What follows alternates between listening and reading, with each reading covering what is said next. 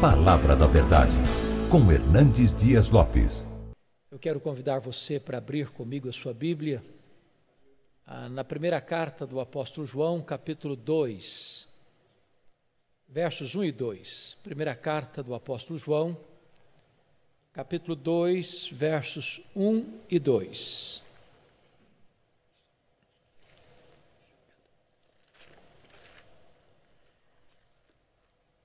Ao ler o texto comigo, por gentileza, mantenha a sua Bíblia aberta nesta passagem, para nós considerarmos juntos esse texto. O apóstolo João escreve assim: Filhinhos meus, estas coisas vos escrevo para que não pequeis. Se todavia alguém pecar, temos advogado junto ao Pai, Jesus Cristo, o justo. E Ele é a propiciação pelos nossos pecados, e não somente pelos nossos próprios, mas ainda pelos do mundo inteiro.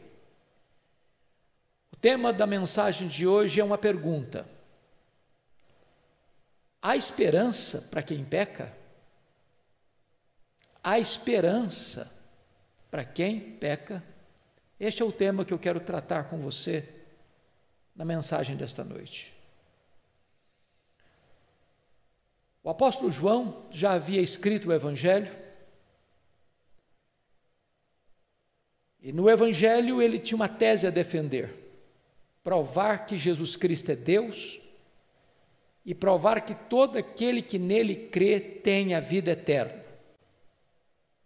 Agora, ele escreve a primeira carta, e ele vai defender uma outra tese, que ele deixa meridianamente claro no capítulo 5, verso 13. Estas coisas eu vos escrevo para que saibais que tendes a vida eterna. Se o Evangelho foi escrito para você crer e ter vida eterna, a carta foi escrita para você ter certeza e segurança da vida eterna. Mas há um grande perigo de você ter uma falsa segurança. E por isso o apóstolo João trata nesta carta sobre 3 mentiras muito perigosas. A primeira delas é a mentira moral. Confira aí comigo o capítulo 1, versículo 6. Se dissermos que mantemos comunhão com Ele e andarmos nas trevas, mentimos e não praticamos a verdade. No capítulo 2, verso 4, na mesma toada, ele diz: aquele que diz, eu o conheço, e não guarda os seus mandamentos, é mentiroso, e nele não está a verdade. Não importa se você é um crente há muitos anos, não importa se você é um crente calvinista ou arminiano, não importa até mesmo se você tem uma alta posição na igreja, de liderança. A certeza da vida eterna tem a ver com a mudança da sua vida. Se não houve mudança, aí não tem salvação. A segunda mentira que João trata neste livro, nesta carta, é a mentira doutrinária. Olha comigo o capítulo 2, versos 22 e 23. Quem é um mentiroso? Senão aquele que nega que Jesus é o Cristo. Este é o anticristo, o que nega o Pai e o Filho. Todo aquele que nega o Filho, esse não tem o Pai, e aquele que confessa o Filho, tem igualmente o Pai. Se você não subscrever e sustentar a verdade de que Jesus Cristo é Deus, coigual, coeterno e consubstancial com o Pai, da mesma essência, da mesma substância, Deus de Deus, luz de luz. Por mais que você se considere piedoso e salvo, aí não tem salvação, onde tem mentira doutrinária. A terceira mentira, para não gerar uma falsa segurança de salvação, é a mentira social. Olha comigo o capítulo 4, versículo 20. Se alguém disser ama a Deus e odiar a seu irmão é mentiroso, pois aquele que não ama seu irmão a quem vê, não pode amar a Deus a quem não vê. Então, se você diz que é um crente, mas você está com ódio de alguém, você se recusa a perdoar alguém que fez mal a você, e você não ama seu irmão a quem você está vendo, então você não pode amar a Deus a quem você não está vendo. Onde não tem amor, nunca teve conversão. Então não tem como ter segurança de salvação. Por que João está tratando disso? E eu estou fazendo esta introdução, talvez um pouco longa, para entrar no assunto. Porque o pecado é muito sutil. O pecado é muito enganador.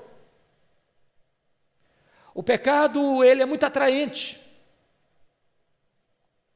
O pecado vai levar você mais longe do que você gostaria de ir, vai reter você mais tempo do que você gostaria de ficar, e vai lhe custar um preço mais alto do que você gostaria de pagar. E quando João está introduzindo este assunto que lemos, ele vai mostrar 3 enganos do pecado. Primeiro, o pecado tenta enganar os outros. Olha o versículo 7 comigo do capítulo 1. Se, porém, andarmos na luz como Ele está na luz, mantemos comunhão uns com os outros. Onde não tem luz nas relações, não tem comunhão nas relações. Qualquer comunhão fora da luz é um engano, o engano do pecado. Segundo, o pecado tenta enganar a si mesmo. O homem tenta enganar a si mesmo. Olha o versículo 8. Se dissermos que não temos pecado nenhum, a nós mesmos nos enganamos e a verdade não está em nós. Então, se você achar que você está muito bem, que você é muito santo, que você é muito piedoso, que você não é vulnerável, que você não é frágil, que você consegue ficar de pé, escorado no bordão da autoconfiança, aí está um grande engano. Você está enganando a você mesmo. E isso é muito perigoso. Mas em terceiro lugar, o pecado tenta não só enganar os outros e a si mesmo, o pecado tenta enganar a Deus. Olha o versículo 10. Se dissermos que não temos cometido pecado, fazemos Deus de mentiroso, e a sua palavra não está em nós. Porque quem diz que nós somos pecadores é Deus. Se dissermos que não temos pecado, nós estamos dizendo que Deus então não falou a verdade quando fez uma afirmação a nosso respeito, que nós somos pecadores, todos pecaram e destituídos estão da glória de Deus. Bom, mas é aqui que eu gostaria então de entrar no assunto. Agora você é um crente. Agora você foi alcançado pela graça. Agora você foi lavado no sangue do Cordeiro. Agora o Espírito Santo selou você para o dia da redenção. Agora o seu nome está escrito no livro da vida. Agora você participa de uma igreja e celebra a Deus.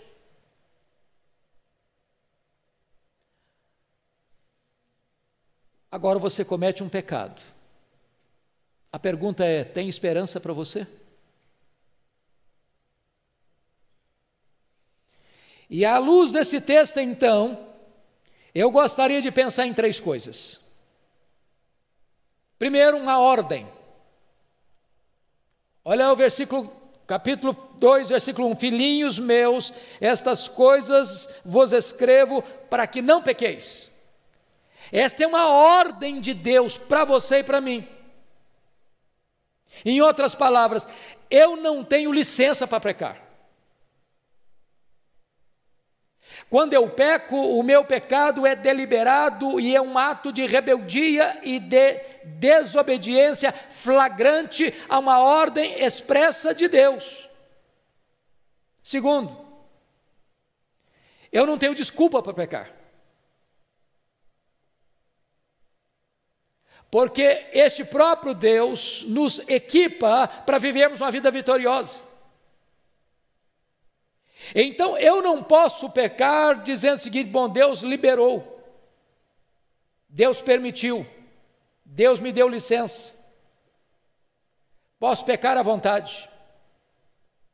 Como lá Paulo denuncia essa prática em Romanos 6, permaneceremos no pecado para que a graça seja mais abundante. E Paulo diz: como? Se nós que já morremos para o pecado, vamos viver nele.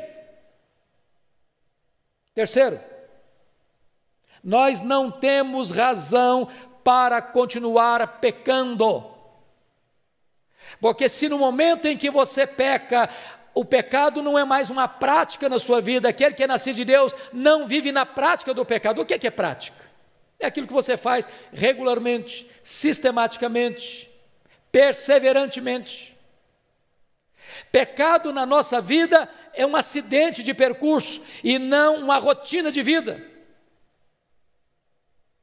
É por isso que a Bíblia diz no capítulo 1, versículo 9, se confessarmos os nossos pecados, no momento em que você tropeça, no momento que você peca, então há uma saída para você, que é confessar, que é abandonar e que é retomar a uma nova caminhada, um novo recomeço, um novo recomeço, um novo recomeço. Isso é vida cristã.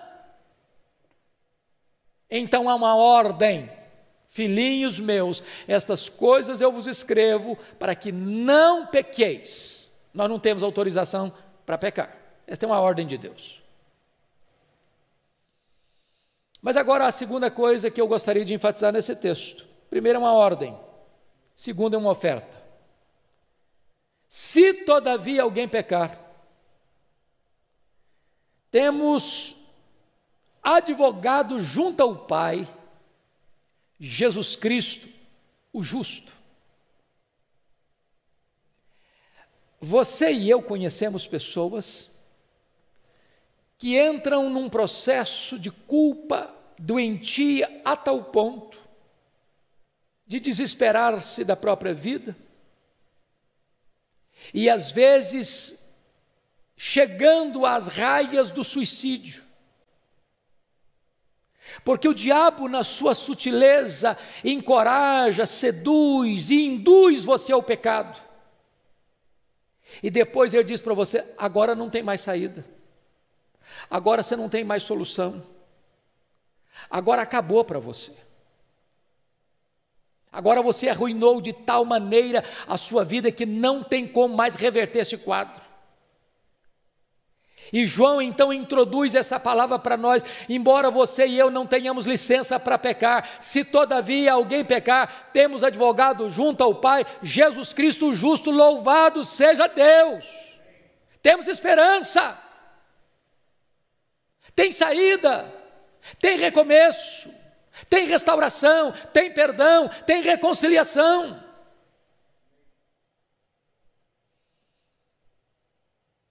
Agora, quando a Bíblia diz que nós temos um advogado junto ao Pai, Jesus Cristo justo, ele é o advogado perfeito. E nós precisamos entender como é que é este trabalho intercessório de Jesus Cristo como nosso advogado. A primeira coisa que eu quero destacar é que Jesus, como nosso advogado, não veio para defender ou advogar a nossa inocência, mas para reafirmar a nossa culpa.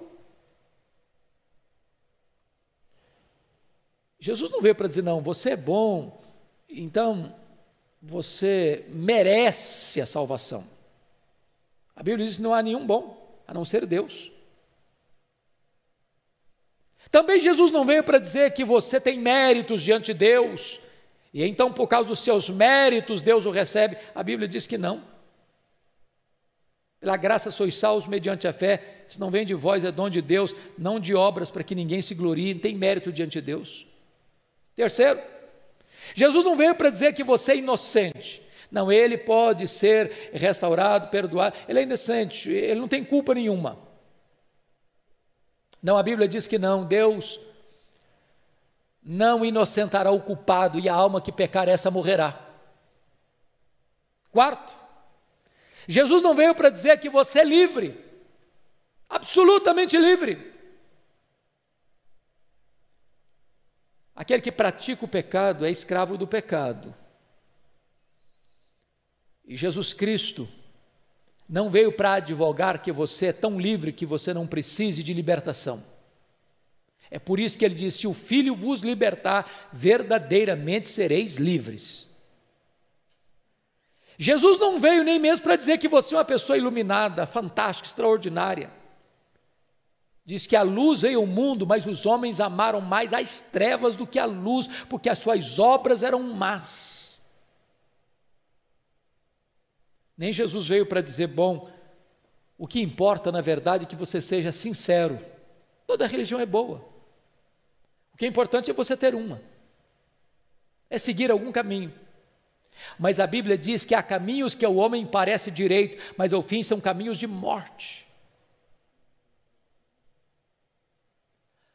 É muito importante entender que a palavra advogado, parácletos, é formado de um prefixo, pará, e de um verbo kaleo, é chamar para estar ao lado. Então, o advogado é alguém que está do seu lado. Você não comparece diante da autoridade judiciária sem ter um advogado para defender você, para estar do seu lado, para defender a sua causa. Mas Jesus, como seu advogado, não veio para estar apenas ao seu lado, ele veio para estar no seu lugar e para substituir você. É por isso que ele é o advogado único, exclusivo, singular. João vai dizer no versículo 2, ele é a propiciação pelos nossos pecados. O que significa isso? O meu e o seu pecado provocam a ira de Deus. O pecado é maligníssimo. Ele é sujo e Deus é santo. Ele é trevas e Deus é luz. Não há comunhão entre o pecado e Deus. Deus é tão santo que não pode ver o mal. O pecado provoca a ira de Deus. Então Jesus Cristo veio e substituiu você e assumiu o seu lugar e sofreu o golpe da lei e satisfez as demandas da lei e ele satisfez as demandas da justiça e ele bebeu o cálice amargo que você e eu devíamos beber, o cálice da ira de Deus, e ele aplaca a ira de Deus com o seu sacrifício substitutivo, morrendo em seu lugar, pelos seus pecados, em seu favor.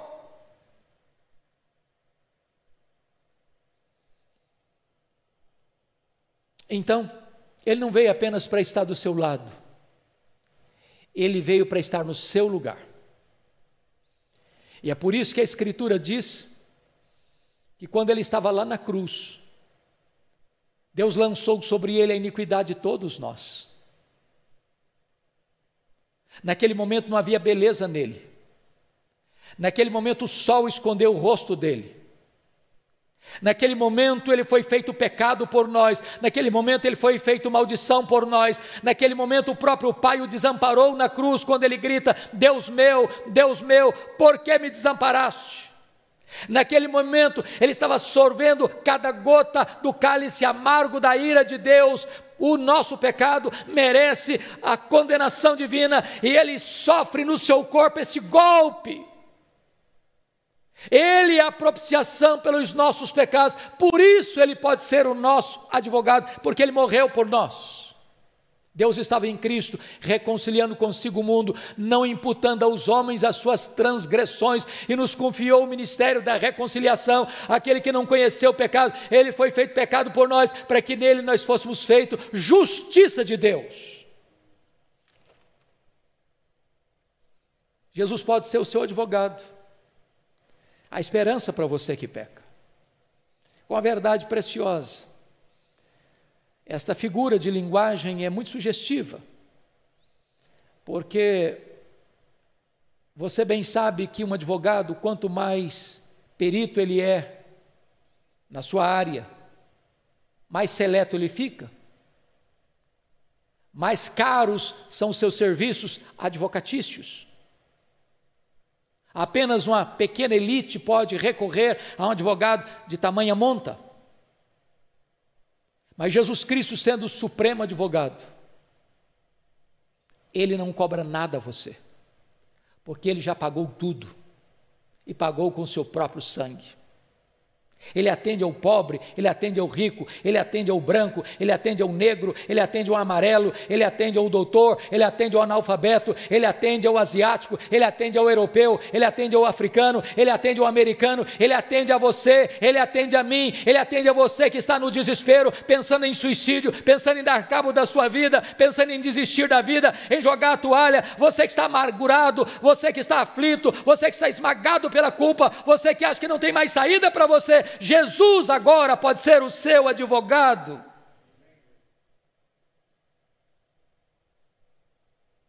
Qual a exigência que ele faz? É curioso isso. Quando você olha esse universo das elites que cometem crimes, alguns de colarinho branco, outros que nós nunca vamos ficar sabendo, só a eternidade vai revelar.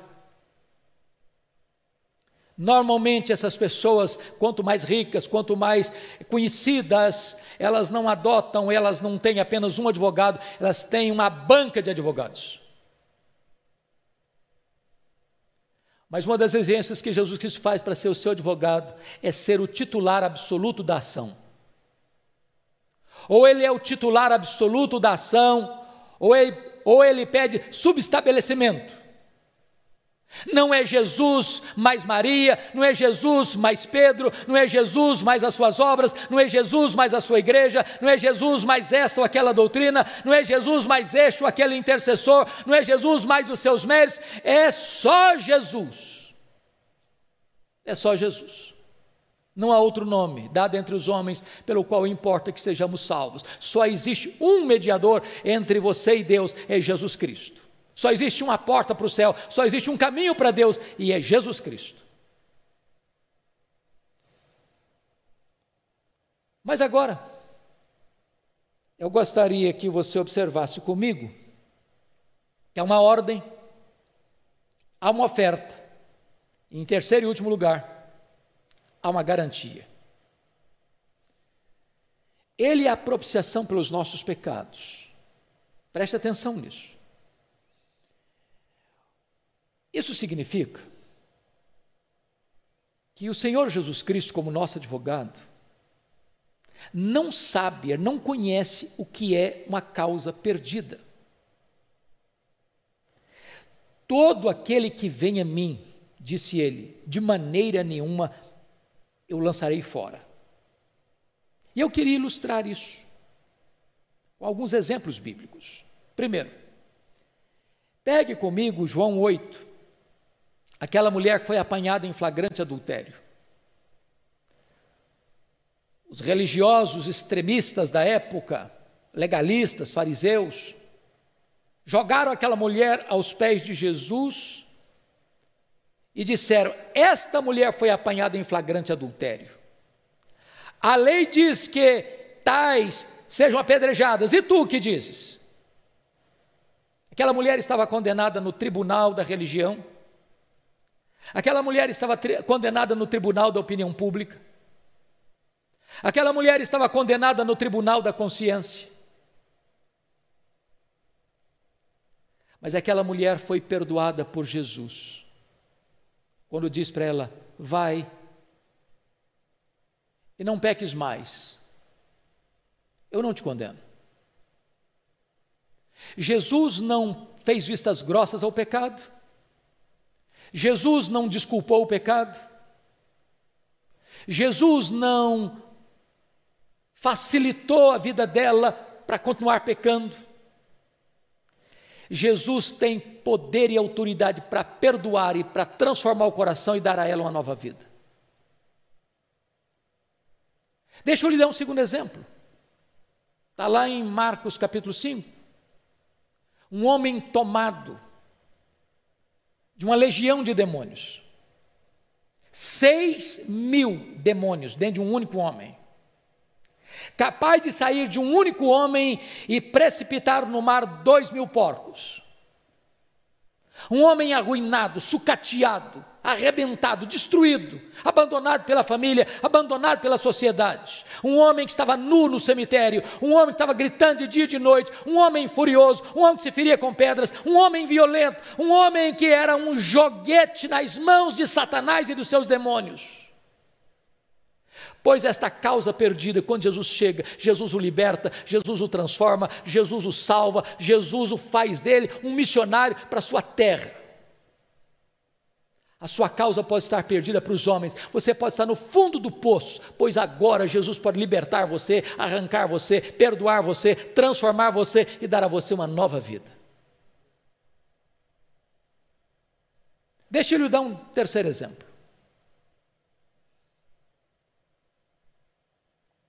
Pense comigo naquele homem leproso, coberto de lepra, tomado de lepra, com as suas cartilagens destruídas, com o seu corpo deformado, com a sua carne apodrecida, cheirando mal. Se aproxima e não podia nem se aproximar. Se prostra humildemente e adora Jesus, dizendo: Senhor, se tu quiseres, tu podes purificar-me. E Jesus, profundamente compadecido dele, tocou e lhe disse: quero, fica limpo. E ele imediatamente ficou limpo.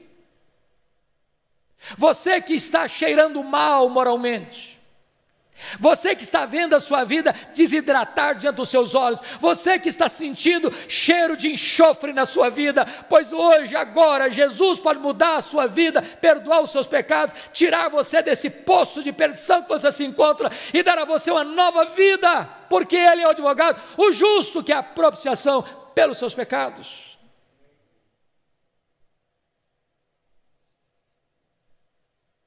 Pois bem, eu quero dizer a você que, usando ainda a figura do advogado, os advogados, quanto mais famosos e conhecidos e seletos são, mais indisponíveis, mais difíceis de encontrarem.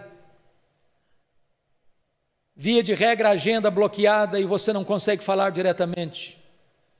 Pois o grande advogado, o supremo advogado, o advogado justo, você pode falar com ele a qualquer hora, a qualquer dia, em qualquer lugar, em qualquer circunstância.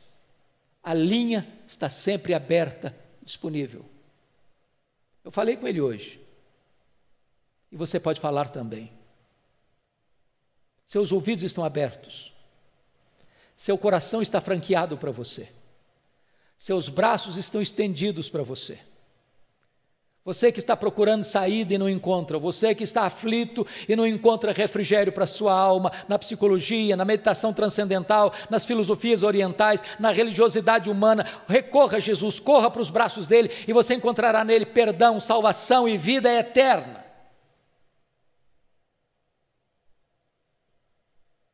Mas eu quero dizer algo ainda mais precioso a você. Os advogados humanos podem defender causas terrenas diante dos tribunais dos homens, mas nenhum advogado na terra tem competência para defender a sua causa no tribunal de Deus. Pois Jesus não apenas resolve os seus problemas do aqui e do agora, trazendo sim bênçãos materiais, trazendo sim bênçãos físicas, trazendo sim bênçãos de saúde, trazendo sim bênçãos temporais, trazendo sim bênçãos familiares, trazendo sim bênçãos para a sua vida no aqui e no agora, mas sobretudo Jesus é aquele que advoga a sua causa diante do tribunal de Deus, e Ele está lá intercedendo por você, e é por isso que você pode ser totalmente salvo, porque Ele vive para interceder em seu favor, como advogado justo. Agora mesmo você pode encontrar nele salvação, perdão, vida eterna, porque ele é o advogado justo, aquele que é a propiciação pelos nossos pecados. Eu quero concluir.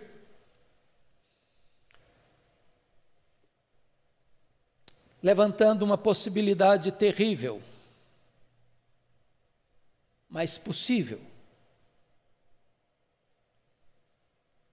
Aqueles que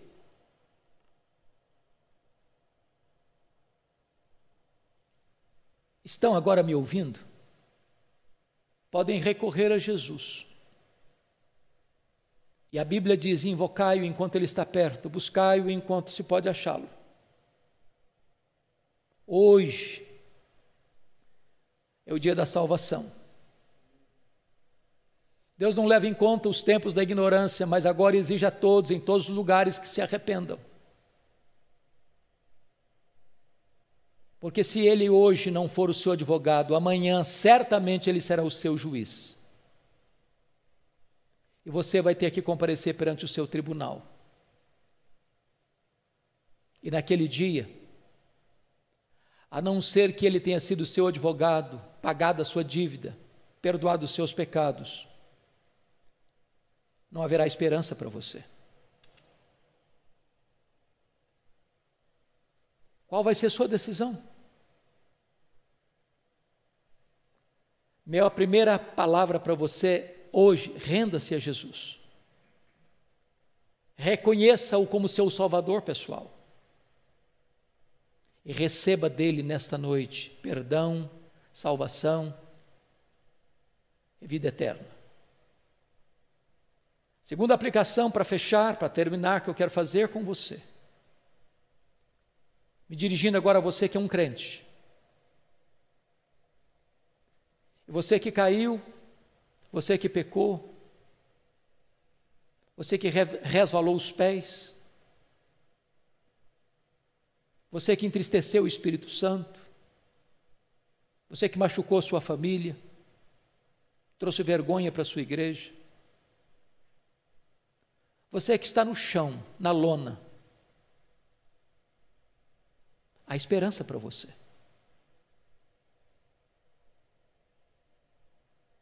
Aquele que encobre as suas transgressões jamais prosperará, mas aquele que as confessa e deixa alcançará a misericórdia. Se confessarmos os nossos pecados, Ele é fiel e justo para nos perdoar os pecados e nos purificar de toda injustiça. E o sangue de Jesus nos purifica de todo o pecado. Ainda que o diabo, seu acusador, jogue na sua cara os seus erros, os seus pecados, as suas mazelas, saiba de uma coisa: o seu advogado é misericordioso e socorre você. Se você humildemente reconhecer o seu pecado e confessar a ele o seu pecado. Certa feita, Lutero teve um sonho terrível. O diabo apareceu para ele em sonho, uma grande lista dos seus pecados. Pecados terríveis. Todo pecado é terrível. E foi apontando: você fez isso, você fez aquilo outro. E acuado por essas acusações, porque o diabo é o acusador, no sonho ainda Lutero disse assim: é verdade, eu fiz todas essas coisas mesmo, só tem uma coisa que não está escrita aí nessa lista, é que o sangue de Jesus me purifica de todo o pecado. Há esperança para você que caiu. Há esperança para você que pecou. Corra agora para os braços de Jesus. Receba o seu perdão e recomece a sua caminhada com Jesus.